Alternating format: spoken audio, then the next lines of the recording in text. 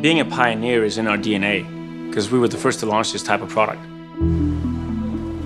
So I started swimming when I was 6 years old, and swam at a high level, both in Denmark and abroad, until I was 23 years old. So I spent quite a lot of time in the pool. The importance of statistics was emphasized. You want to measure what you're doing, you want to be able to track your progress. What is your heart rate? What's your time right now? Constantly asking questions, guessing what the answers are, but never actually knowing.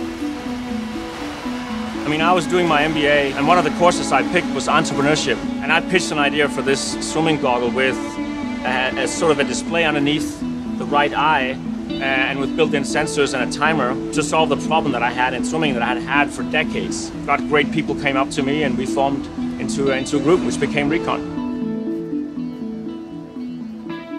A heads-up display really gives you freedom from a pocket interface. It's not the hardware, it's not even the data in of itself. Bringing information closer to your attention is valuable. It's not once or twice a day, it could be 50 or 100 times doing that activity or during that day. You're racing down a hill on your bike. You're out running, and maybe there's a phone call that you need to know when it comes in.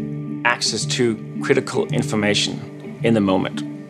Back when we started, this was 2006, there was, the smartphone was hardly there. It was a completely different world. The dream of the heads-up display that can give you all the data you need was just something that people didn't really conceptualize. As an entrepreneur, you're okay with that. It's actually a good sign. If everybody's like, oh yeah, that's a great idea, I totally get what you're doing, then you're probably too late.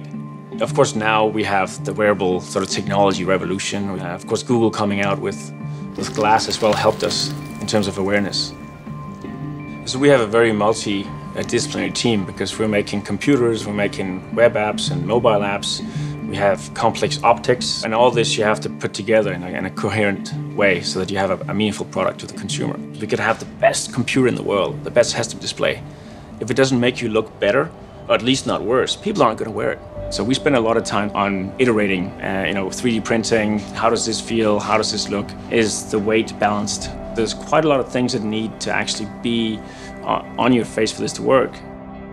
Well, I think it's easier now to sort of get your team focused and enthusiastic about the future because you have the past. You can say we're the first company to launch a heads-up display in the sports world.